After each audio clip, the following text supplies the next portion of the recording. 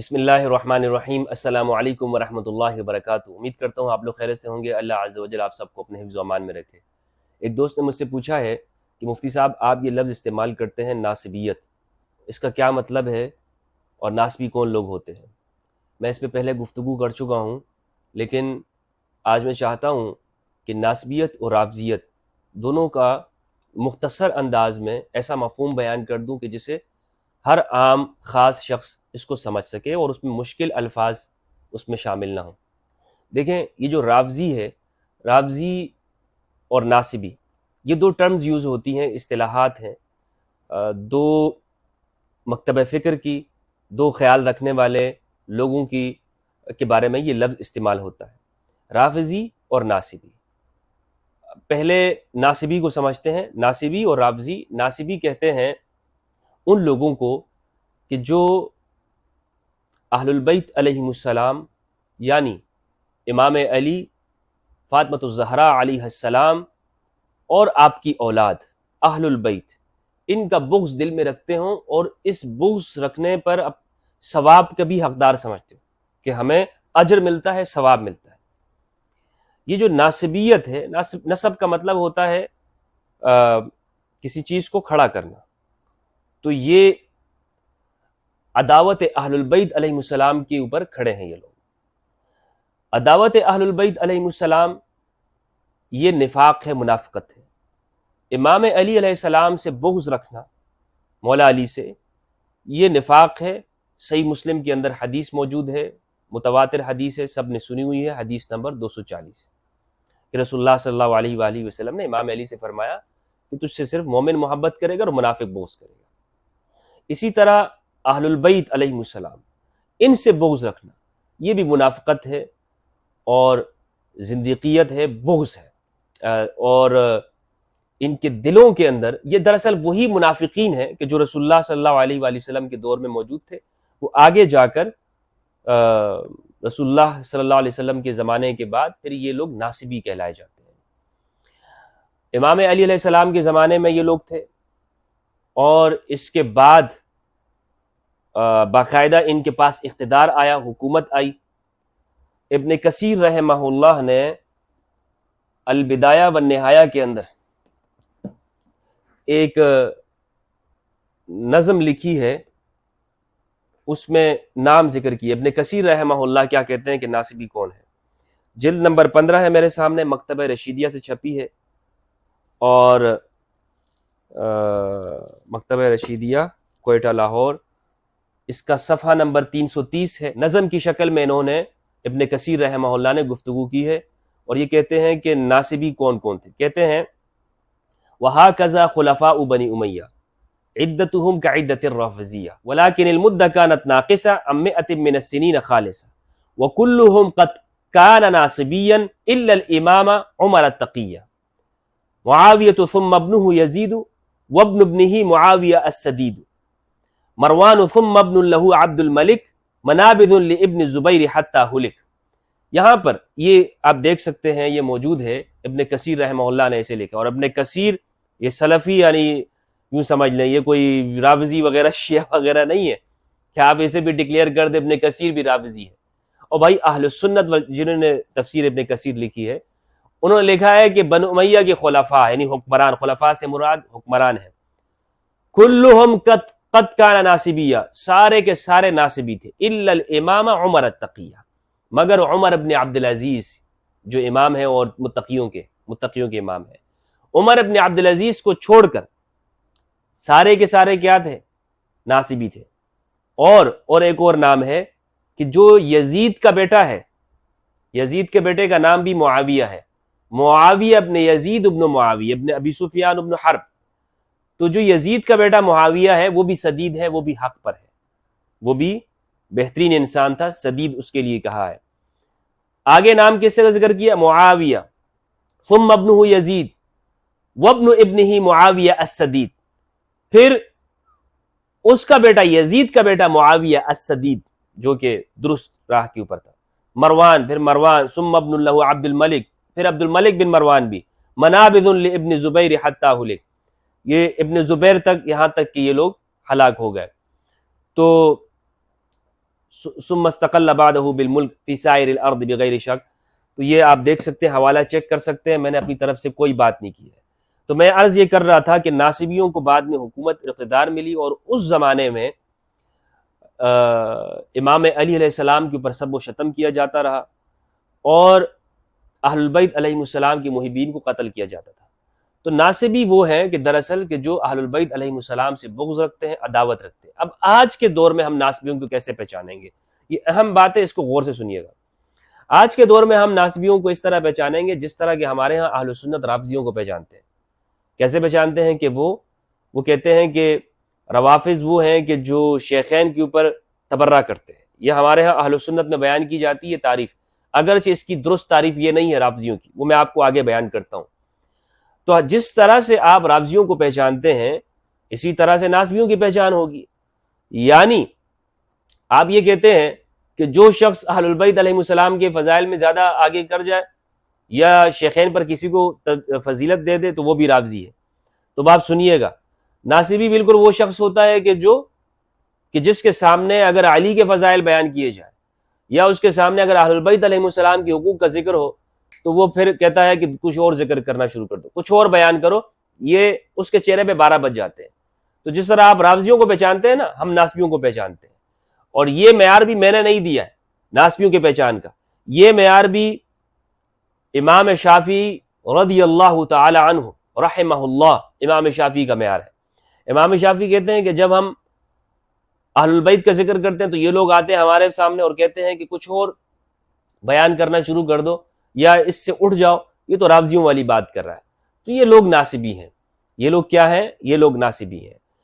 تو آج ہم پہچان اس طرح کریں گے ناصبیوں کی کہ جب آپ علی کا ذکر کریں ان کے سامنے، ان کے چہرے کو دیکھیں، ان کے چہرے کا رنگ اڑتا جائے گا، بدلتا جائے گا. وہ کہیں گے یار کوئی اور موضوع چھیڑ دو، کوئی اور بات کرنا شروع کر دو. ایسے لوگ موجود ہیں. دوسری پہچان میں آپ کو بتا دوں جو کہ ابن تیمیہ کی ہے. یعنی ابن تیمیہ منہاج السنہ کو آپ پڑھیں گے، حتیٰ کہ اہل سنت کے جلیل القدر امام ابن حجر اسقلانی رحمہ اللہ، انہوں نے لکھا ہے کہ اس میں انہوں نے تنقیص علی کی ہے، علی کی تنقیص کی ہے، ان کے عیب بیان کی ہیں علیہ باللہ، رافضیوں پہ رد کرتے ہوئے. تو وہ کیا ہے؟ وہ طریقہ ابن تیمیہ کا کیا ہے؟ ابن تیمیہ تو یعنی جو پہلا معیار میں نے آپ کو بیان کیا کہ جو علی علیہ السلام کو گالیاں دے، اہل البیت کو گالیاں دے، وہ بالکل بڑا درجہ ہے. لیکن ایسا آج کل ضروری نہیں کہ ایسے لوگ آج موجود ہو. آج کس طرح کے لوگ موجود ہیں؟ دوسرا درجہ ابن تیمیہ جیسے لوگوں کا کہ جو تنقیص علی کرتے ہیں، امام علی علیہ السلام کی عیب بیان کرتے ہیں، اور وہ انہوں نے اپنی کتاب منہاج السنہ کے اندر بیان کی ہے، جس پر اہل سنت کے علماء نے ابن تیمیہ کی تکفیر تک کی ہے اور اس کو منافق تک لکھا ہے. دوسرا طریقہ ابن تیمیہ کا ہے کہ اہل البیت علیہ السلام کے حقوق میں کمی کرنا. تیسرا طریقہ یہ ہے آج کل کے ہمارے زمانے میں کہ یہ کیا کرتے ہیں، یہ ان لوگوں کے فضائل زیادہ بیان کرتے ہیں اور ان لوگوں کی حمایت میں نکلتے ہیں کہ جنہوں نے اپنی زندگی میں اہل البیت کو قتل کیا ہوگا، شہید کیا ہوگا، یا امام علی علیہ السلام کے ساتھ جنگی کی ہے. تو یہ ان کے، اور یہ کہتے ہیں کہ ان کو باقاعدہ اہل البیت کے مقابلے میں کھڑا کر رہے ہیں کہ جس طرح سے اہل السنت والجماعت وہ اہل البیت علیہ السلام اور صحابہ کرام رضوان اللہ علیہم دونوں کے حقوق کو بیان کرتے ہیں، فضائل کو بیان کرتے ہیں. اہل السنت کا یہ طریقہ اور شعار ہے. تو اب یہ یہاں پر صحابہ کی فضائل تو بیان کرتے ہیں، لیکن ان کے بھی بیان کرتے ہیں کہ جو اہل البیت علیہ السلام کے حقوق انہوں نے نہیں دیے یا ان پر ظلم کیا، جو متنازع شخصیات ہیں. اور ان متنازع شخصیات کو یہ پہلے درجے کی کیٹیگری میں لانا چاہتے ہیں. تو یہ بھی ایک درجے کی ناصبیت ہے، ان کو ناصبی کہتے ہیں. میں سمجھتا ہوں، امید کرتا ہوں کہ آپ کو یہ بات سمجھ میں آ گئی ہوگی. اور اس میں نے جو معیار آپ کو دیا وہ حدیث کے ذریعے دیا. حدیث کیا ہے؟ صحیح مسلم کی ہے کہ علی سے بغض رکھنا یہ منافقت ہے، اور علی سے محبت رکھنا یہ ایمان ہے، عین ایمان. یہ صحیح مسلم کی حدیث نمبر 240 ہے، اور اسی کے اوپر میں نے یہ گفتگو اپنی ترتیب دی ہے. رافضی کسے کہتے ہیں؟ رافضی کا ایک معنی تو میں نے وہ بیان کی کہ جو اہل سنت میں مشہور ہے اور اس کو بیان کیا جاتا ہے. دوسرا، رافضی کا اصل معنی یہ ہے کہ جو اہل البیت کو چھوڑ دے، کہ جو اہل البیت سے دور ہو جائے وہ رافضی ہے. اور یہ لفظ رافضیہ، رفض، یہ سب سے پہلے یہ امام زید علیہ السلام نے اس کا استعمال کیا تھا. اس لفظ کو استعمال ہی امام زید علیہ السلام نے کیا ہے. کب کیا ہے؟ جب اموی خلیفہ ہشام بن عبد الملک بن مروان اس کے خلاف امام زید علیہ السلام نے قیام کیا، تو امام زید کے ساتھ لشکر موجود تھا، بڑا لشکر تھا. دکتور ابو زہرہ الامام المصری رحمہ اللہ، انہوں نے جو حیات امام زید پر کتاب لکھی ہے، بڑی بہترین اور شاندار کتاب ہے امام زید کی بایوگرافی کے اوپر، اس کا آپ مطالعہ کیجئے. اس میں انہوں نے لکھا ہے تقریباً کوئی 40,000 افراد تھے جو امام زید علیہ السلام کے ساتھ تھے، واللہ اعلم. جب امام زید علیہ السلام کا لشکر وہ اموی خلیفہ کے آمنے سامنے ہوا، میدان میں تھے، تو اس موقع پر امام زید علیہ السلام سے ان کے لشکر کے لوگوں نے سوال کیا، ایک مسئلہ پوچھا کہ امام یہ بتائیے کہ آپ کا شیخین یعنی حضرت ابو بکر رضی اللہ تعالی عنہ اور حضرت عمر رضی اللہ عنہ، ان کے حوالے سے آپ کا کیا موقف ہے؟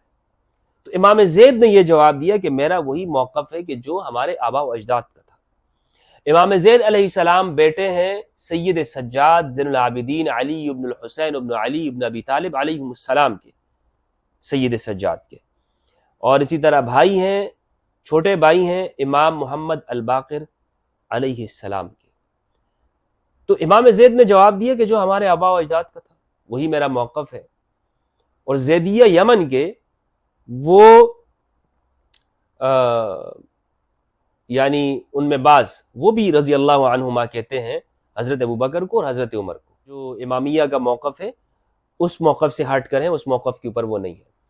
تو بہرحال جب امام زید علیہ السلام نے یہ جواب دیا تو کتابوں میں لکھا ہے فرفضوہ، انہوں نے لشکر والوں نے ساتھ چھوڑ دیا، تنہا ہو گئے امام زید علیہ السلام.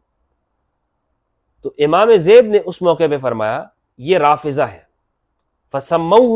فسموہم رافضہ، ان کا نام رافضہ رکھ دیا، یعنی یہ رافضہ لوگ ہیں. تو امام زید نے ان لوگوں کو رافضہ کہا، کس بنیاد پہ کہا؟ کہ انہوں نے امام زید کو چھوڑ دیا، امام زید کو چھوڑ دیا اور امام زید کی مدد نہیں کی، تو ان کا نام رافضہ پڑ گیا. اب یہاں پہ کچھ لوگ کہتے ہیں کہ بھائی یہ تو ان کا نام رافضہ اس لیے پڑا کہ انہوں نے، امام زید نے حضرت ابو بکر و عمر رضی اللہ عنہما ان کی تعریف کی، تو اسی لیے ان کا نام امام زید نے ان کو رافضہ کہہ دیا کہ انہوں نے اس تعریف کو تسلیم نہیں کیا. اس کا جواب یہ ہے کہ اگر امام زید علیہ السلام کو وہ لوگ نہیں چھوڑتے اور وہ ساتھ دیتے تو کیا امام زید پھر بھی ان کا نام رافضی رکھتے؟ امام زید نے تو ان کا نام اس لیے رکھا کہ انہوں نے امام زید کو چھوڑ دیا، تو رافضیت یہ چیز نہیں ہے. مگر ہمارے ہاں مشہور یہ ہو گئی ہے کہ جو شخص حضرت ابوبکر و عمر رضی اللہ عنہما ان کو نہیں مانتا وہ رافضی ہوتا ہے. تو اس تعریف کو ہمارے ہاں مشہور کیا گیا. حقیقت یعنی اس لفظ کے حوالے سے میں آپ کو بتا دوں کہ یہی ہے.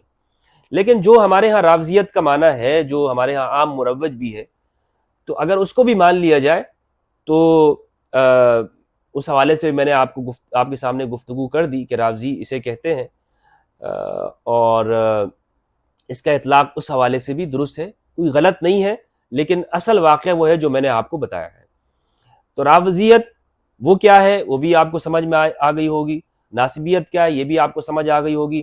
جو شخص رافضیت کے عقائد پر ہو اسے رافضی کہتے ہیں، اور جو ناسبیت کے اوپر ہو اسے ناسبی کہتے ہیں. رافضیوں کی مثال آپ کو اس وقت میں فدق ٹی وی کے جو یاسر الحبیب ہیں، وہ جس طرح کے وہ تبرہ کرتے ہیں یا جس طرح کی وہ گفتگو کرتے ہیں، اس سے خود ایران کے جو شیعہ ہیں، جو مراجع ہیں، وہ برات کا اظہار کر چکے ہیں، اس کو نہیں مانتے ہیں. بلکہ ایران میں تو اس کے داخلے پہ پابندی ہے. اس نے کوشش کی تھی کہ وہ ایران جائے، اپنا سینٹر بنائے، لیکن وہ برطانیہ کے اندر بیٹھا ہوا ہے اور وہاں سے اپنا نیٹ ورک چلا رہا ہے. اور جس طرح کی اس کی گفتگو ہے، خاص طور پر امہات المؤمنین اور ام المؤمنین حضرت عائشہ رضی اللہ تعالی عنہ، ان پہ جس طرح سے وہ گفتگو کرتا ہے، یعنی دکھ ہوتا ہے کہ اس طرح کے لوگ موجود ہیں. اور پھر اس کا رد عمل بھی آتا ہے. تو ایسے یعنی آپ اگر ایک چیز کو بیان کر رہے ہیں تو اس کو بیان کرنے کا طریقہ ہے. یہ تو نہیں کہ ہر آپ کے پاس کوئی فون کالر بھی آتا ہے تو آپ شروع ہی ہو جاتے ہیں حضرت ابوبکر و عمر رضی اللہ عنہما ان کی، یعنی اہل بیت علیہ السلام کی محبت کی تقاضا تو نہیں کرتی کہ ہم کسی کی برائیاں اور تنقیص کریں. تو ضروری ہے کہ ہم اہل بیت علیہ السلام کے فضائل کو بیان کریں، ان کے حقوق کو لوگوں تک پہنچائیں. وہ بھی ابھی نہیں معلوم لوگوں کو، ابھی تو لوگوں کو یعنی معرفت اہل بیت ہی نہیں ہے. تو ہم اس سے آگے جا کر جناب یہ دیکھیں سورۃ حجرات میں یہ ہے فلاں یہ ہے، یہ چیزیں جو ہم کھول کے بیٹھ جاتے ہیں. میں یہ سمجھتا ہوں کہ ایسے لوگ جو بھی کام کر رہے ہیں، خواہ وہ یاسر الحبیب ہو یا دوسرے حضرات ہوں، ان کے کام کے فائدے کی وجہ نقصان ہوتا ہے. اور تو یعنی زیادہ نفرت پھیلتی ہے. جبکہ ناصبیوں کے نمائندہ آج کل ان کے نام لینے کی ضرورت نہیں، وہ تو اتنے ہیں، بے کثیر تعداد میں ہیں، لاتعداد ہیں ان کے نمائندے موجود ہیں، جن میں آئے دن اضافہ ہوتا جا رہا ہے. تو اعتدال کے ساتھ رہیں، نہ ادھر جائیں نہ ادھر جائیں. اعتدال، اسلام اعتدال کا دین ہے، ہم نے اعتدال کے ساتھ رہنا ہے اور حق بات بیان کرنی ہے، کسی کی نہ بے جا مخالفت کرنی ہے نہ سائڈ لینی ہے. اللہ سبحانہ و تعالی ہم سب کو قرآن مجید میں تدبر کرنے اور اہل بیت علیہ السلام کی معرفت عطا فرمائے. والسلام علیکم ورحمۃ اللہ وبرکاتہ.